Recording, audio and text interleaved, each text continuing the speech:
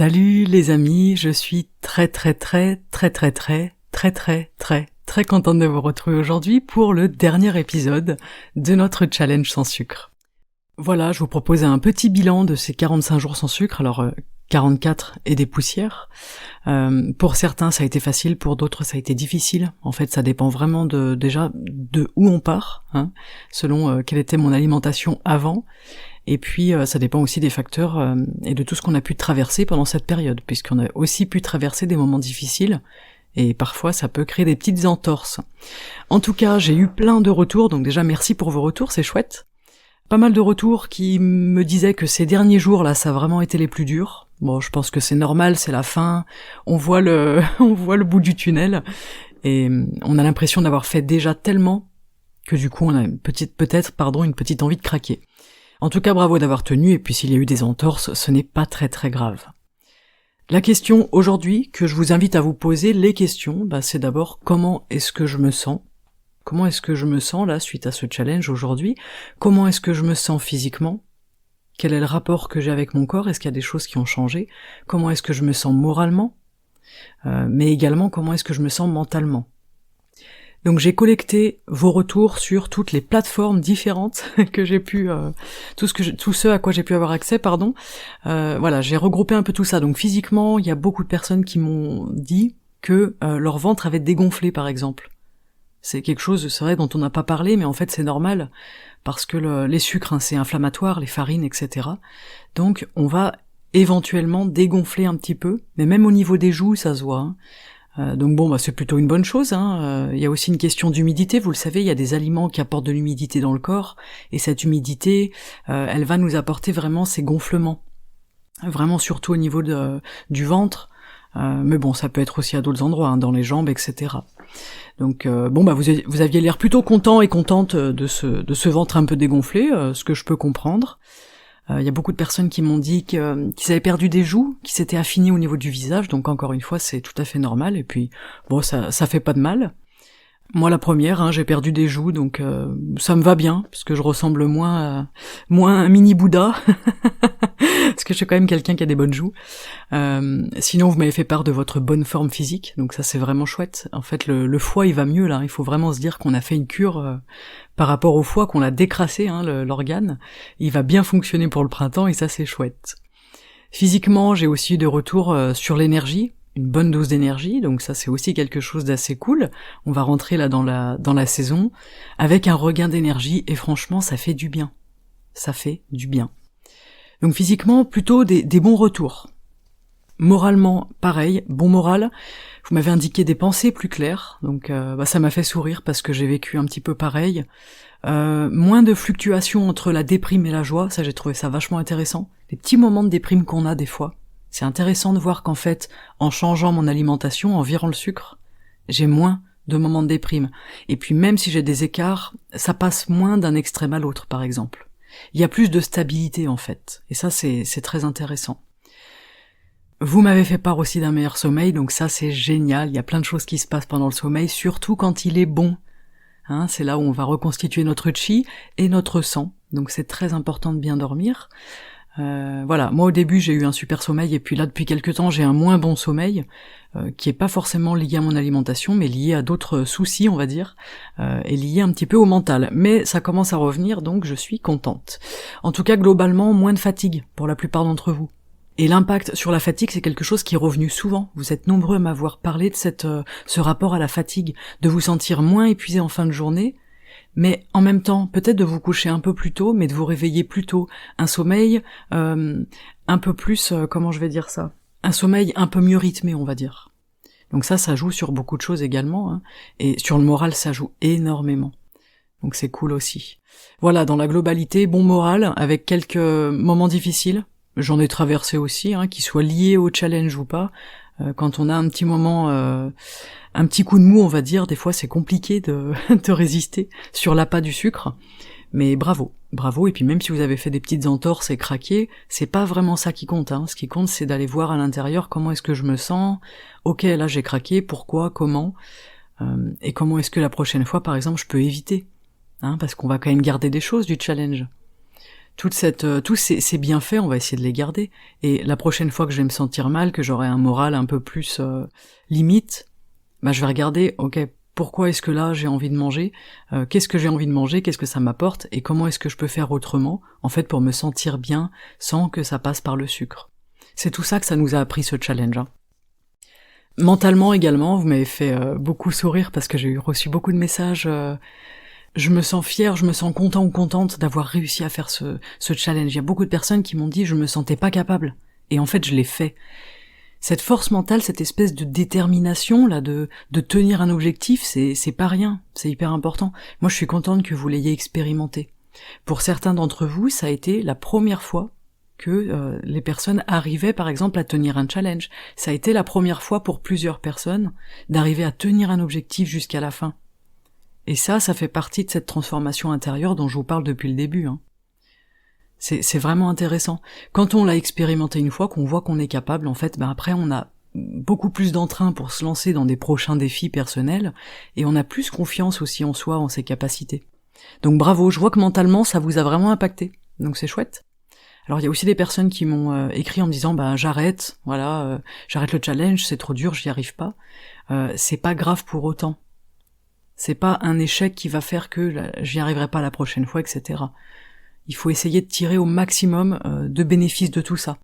Donc c'est un petit peu ce que je vous disais au début, c'est ok, comment est-ce que je me sens maintenant à la fin du challenge, comment est-ce que je me sens physiquement, moralement, mentalement, et comment est-ce que je me suis sentie par exemple à des moments où j'ai pu faire des entorses, comment est-ce que je me suis sentie, justement à l'inverse quand j'ai réussi à pas faire d'entorses, c'est vachement intéressant.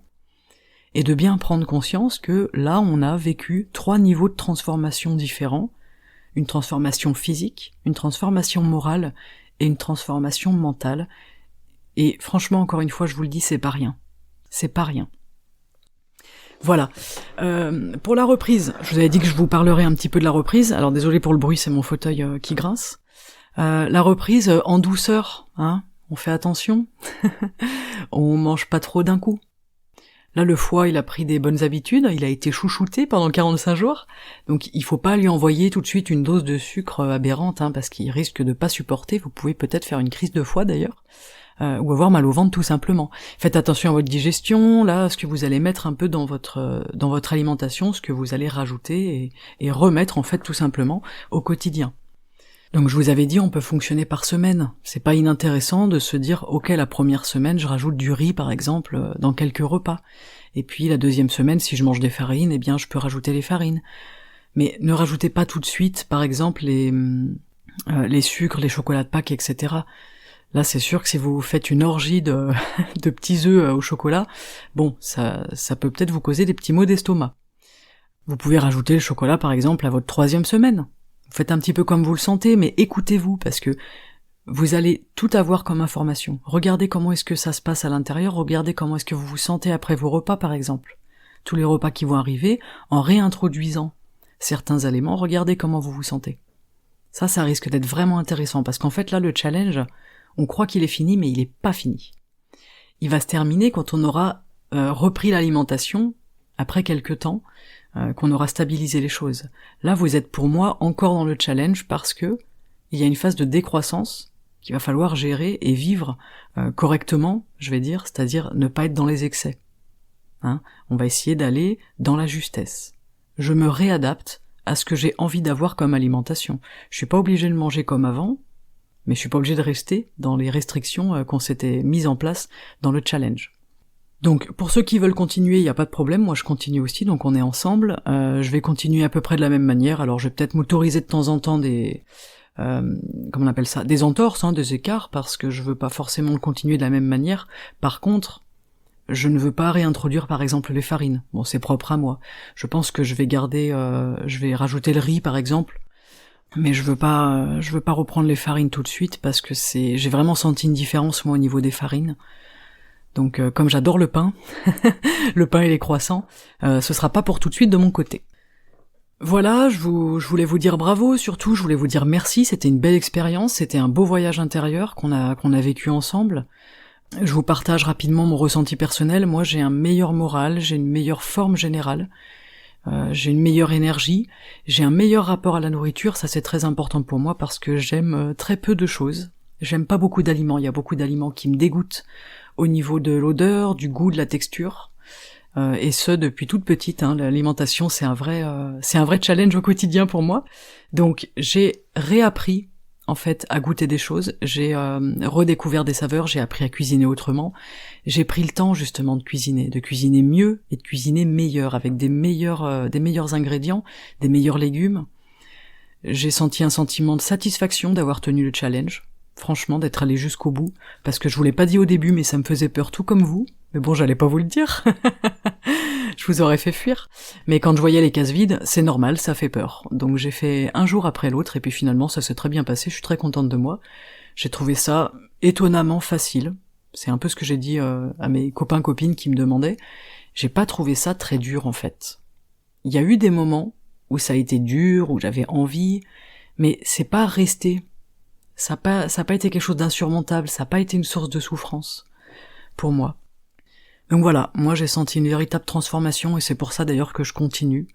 Je continue avec joie, avec plaisir et j'ai l'impression aussi de faire quelque chose de bien pour mon être. Au-delà de mon corps, je fais aussi du bien à mon esprit, je fais aussi du bien à mes énergies, etc.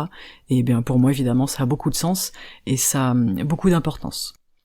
Donc cette belle expérience, elle est terminée pour l'instant, parce que peut-être qu'on pourra se lancer dans un prochain challenge, ensemble. Pourquoi pas? On verra. Je vous précise qu'on se retrouve ce soir, mercredi, pour un live à 20h. On se retrouve sur la plateforme Instagram. Dans le sondage, c'est ce que vous avez voté, c'est Instagram qui a gagné. Pour échanger ensemble sur le challenge, pour la reprise également, pour, je sais pas, partager vos questions, partager vos ressentis. Ok, j'ai aucune idée de combien on sera, je me rends pas du tout compte, de combien de personnes sont encore dans le challenge. Je sais qu'au début on était quand même nombreux, mais je sais également qu'il y a des personnes qui ont décidé d'arrêter. Donc venez comme vous êtes, venez si ça vous fait envie, on se fait un live à 20h mercredi sur Instagram. J'ai rien prévu de particulier, donc je pense qu'on va faire au feeling, et puis tout simplement, j'échangerai avec vous, je répondrai à vos questions s'il y en a, j'écouterai vos ressentis, etc. Ce sera mon premier live, donc voilà, soyez indulgents. Le lien pour Instagram, il est dans la description de cet épisode, donc n'hésitez pas à cliquer dessus, sinon vous tapez Margot Bussière sur Instagram et puis vous me trouvez facilement. Voilà pour cet épisode. Bah écoutez, je vous remercie. Je ne sais pas quoi dire d'autre que merci, parce qu'en fait, le fait que vous ayez participé à ça, le fait que vous écoutiez les podcasts, je vois combien de personnes écoutent les podcasts chaque semaine, ça motive aussi. Moi, ça m'a beaucoup motivé. Il y a eu quelques fois où j'ai eu envie de faire une entorse et je me suis dit non, parce qu'il y a une communauté derrière, et en fait, je ne fais pas ça que pour moi. C'est-à-dire que mon comportement, peut-être, va impacter, influencer d'autres personnes. Donc, je me suis vraiment sentie soutenue par cette énergie de groupe. Et je voulais vous remercier, parce que franchement c'est très agréable. Et au début j'avais prévu de faire ce challenge toute seule dans mon coin, c'était prévu depuis décembre. Et puis j'ai bien fait finalement de le partager avec la communauté, parce que j'ai vu qu'il y avait beaucoup de personnes que ça intéressait. Il y a beaucoup de personnes qui nous ont rejoints pendant le challenge, d'ailleurs, donc pour ces personnes-là, si vous souhaitez continuer encore avec nous, il n'y a aucun problème. Je partagerai encore deux, trois choses sur Instagram, et pourquoi pas des petites recettes, comme je l'ai fait ces derniers jours. Voilà pour cet épisode, c'est le dernier épisode des mercredis, pour l'instant je ne reprends pas d'épisode le mercredi parce que je manque cruellement de temps et d'énergie pour faire ça, mais évidemment on garde les épisodes du samedi. Tous les samedis matins sur la buvette, on se retrouve pour un épisode par semaine. Voilà. Je vous invite vraiment à vous demander comment est-ce que je me sens. Qu'est-ce qui a bougé à l'intérieur de moi? Quel curseur a bougé? Et dans quelle direction? Comment est-ce que je me sens physiquement? Quelle a été l'évolution? C'est intéressant de faire un point là. Vous avez vécu quelque chose d'extraordinaire en fait, puisque ça sort de notre ordinaire. Vous avez été extraordinaire, vous avez vécu quelque chose d'assez fou, et c'est toujours cool de faire un point. Voilà, je vous souhaite une très belle journée, un très beau mercredi. On se retrouve ce soir à 20h pour tous ceux qui ont envie de venir discuter avec nous sur le live. Je vous souhaite une bonne journée encore une fois, et puis je vous remercie et je vous dis à très bientôt sur la buvette. Ciao.